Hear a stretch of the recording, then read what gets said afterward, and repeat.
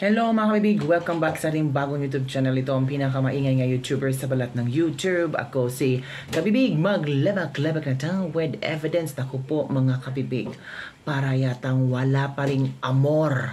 Parang hindi yata gusto ng maraming Pilipino itong si Tambaloslos. Ngayon mga kabibig ha, sa latest presidential survey sa 2028. Kabibig ba't ang aga? 2024, 4 years na lang ang kulang. Mag-presidential mag-elect na tayo ng presidente. Ito Senator Tulfo at VP Sara Duterte nangunguna sa 2028 presidential survey. Nasaan si Tambaloslos? I mean si Martin Romualdez? Nga. Wala. Kahit kung ano pang gagawin niyang pagpapa-epal-epal, hindi talaga siya papasok sa presidential survey. Ito nangunguna sina Raffy Tulfo na nakakuha ng 32%. Pangalawa si VP Sara Duterte na merong 31%. Ako, close fight between VP Sara Duterte at Raffy Tulfo. Nako, baka mag-iba ang ihip ng hangin. Baka sa kalagitnaan ng termino ni Pangulong Bongbong Marcos ay uusbong ang pangalan ni Raffy Tulfo at masasapawan itong si VP Sara Duterte. Lalo't marami ng intriga, maraming questions about sa kanyang pamamalakad sa DepEd. Grabe naman kayo, parang perfect kayo maganda naman pamamalakad ni VP Sara sa DepEd. Happy naman yung mga teachers sa mga pamamalakad ni Sara Duterte. Kayo na talagang gumagawa ng issue. Di ba ito sa mga napipisil ng mga Pilipino para maging sunod na Pangulo ng bansa.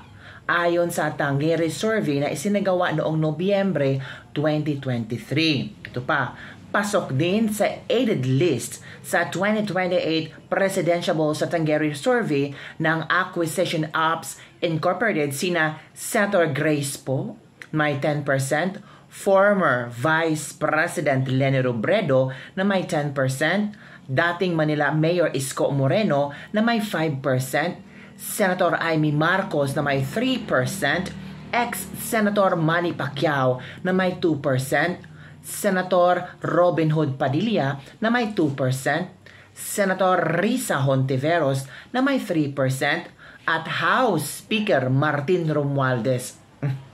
Hold your breath kung ilang porsyento kay Martin Romualdez. 0.5%.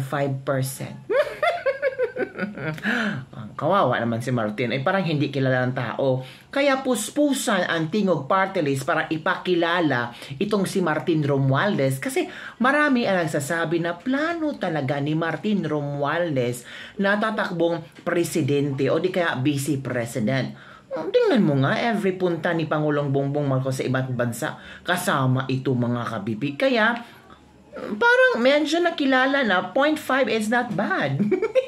Compare sa 32 at 31.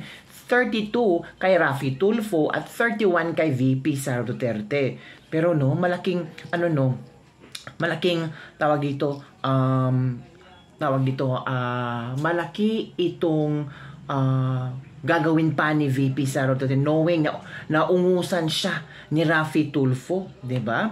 Kung susuriin mo ang survey, mahalaga siya bilang adjustment sa iyong strategy, especially kung may balak kang tumakbo sa 2028 na medyo malayo pa. Almost 5 years pa. Marami pang pwedeng mangyari. Sinabi ng political analyst at dating presidential political advisor na si Ronald Llamas sa panayam sa kanya ng UNTV. Totoo naman, marami pang pwedeng mangyari mga kabibig. At heto pa, ugong-ugungan ngayon na parang tatakbong senador si Duterte, si Digong Duterte. Sabi pa nga ni Bato de la Rosa na kung gusto niya ng mataas na posisyon, why not? Kasi ang PDP Laban, susuportahan naman siya. At ayon naman sa political analyst, strategist na si Malu Tiquia, malakas pa rin ang hatak ni dating Pangulong Rodrigo Duterte at malaki pa rin ang tsansa nitong manalo kung sakaling siya ay tatakbo bilang senador. Let's all watch this video. Meron bang Duterte fatigue?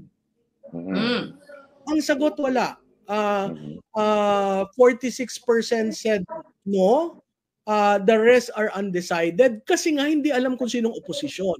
So, Wala ang pang clear lines. nasasama ay LP, Partido Federal, Lakas, vis-a-vis PDP, klarado na kung sinong oposisyon. Oh. Now, ang tanong na sunod, si PRRD ba tatakbo? Yan, isa pa yan. Kasi, dalawang bagay yon. Kung siya maglilid ng slate ng Senado, matindi yon. Hindi niya kailangang umikot. Pero, kung siya ay tatakbo as party list, imagine mo, ang dating presidente tumakbong party list, ang kailangan mo lang namang boto dyan, 350,000. 350,000 million. Kung ano yung nakuha niya, di ba? Sa galit, sa budol, may rejection vote. Ngayon, nagsabi, party list, ilagay natin dyan ang party list ni PRRD. Imagine mo yun, ha? Hindi ka gagastos, makakakuha ka ng nationwide consistency probably near to his 2016 performance. Hindi anong maximum seat pag ganyan, ma'am? Hindi naman pa din 16 million na boto mo sa party list. Hindi pa tatlo lang. Akala ko, 16 million, madami. Kaya nga. Bigla ko nagpaisip sa Senado. Sige, Pero Mike, speaker, ang boto 16 million. Pwede. Oo, yun nga. Ang pera na i-distribute sa mga legislators, boto nyo ako. Kaya sabi ko, maganda yung strategy yun. Ngayon ko lang narinig yung strategy na yan. Hindi, pero yun yan. Yun nga, maganda na sabi mo. Tatakbo siyang party sa Senado, may gastos. Sa party list, walang gastos. Wala. Oo. Kuha mo na yung pwede ka nga mag-speaker. Pwede mo labanan ng speaker. Diba? Ganun ka-simple. Tama. Sabihin mo ng 10 million lang ang bumoto. Babain mo pa, 5 million. Wala naman 200,000 nga lang ang kailangan diba? Sinong legislator na may 5 million sa House of Representatives? Hindi ba siya? Correct. That is a political statement. At mas madali doon kaysa sa speaker. Diba? So, makikita mo, kasi, kaysa sa Senate, pero, maraming tao nagkakanyata na senator siya ang gusto. So, pero maganda yun. Pero maganda nga yan. Actually, effective yan. Diba? Mas tapos parang na-shoot mo lahat yung, kumbaga sa bowling, tutumba mo lahat. Swak lahat Galit na galit siya sa pagiging party list, kaya ako tawa ng tawa. Pero, of course, mamang issue ngayon with the former president is yung ICC. Nasabi nga, nag-umpisa ng mag-imbestiga sa Pilipinas. If he joins politics, do you think that will help save him from what others are believe is an arrest warrant underway? Well, Ina, we've seen several legislators running for public office to avoid being arrested. Okay. Right? And there have been decisions that have not been implemented because you are a legislator. So my sense is he has to run, whether in the Senate or in the House, he has to run. Yan na mga kabibigan, ating latest libak-libak for today.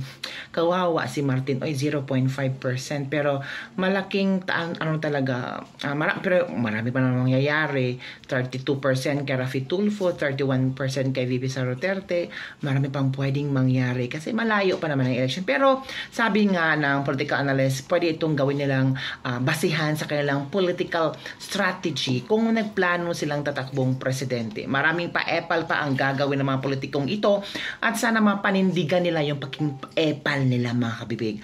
So yun lang po mga kabibig. Don't forget to like, subscribe, and share this video. See you next time. Lahat ng mga OFW, good luck sa bagong taon. Huwag masyadong stress. Sometimes mag-day off ka.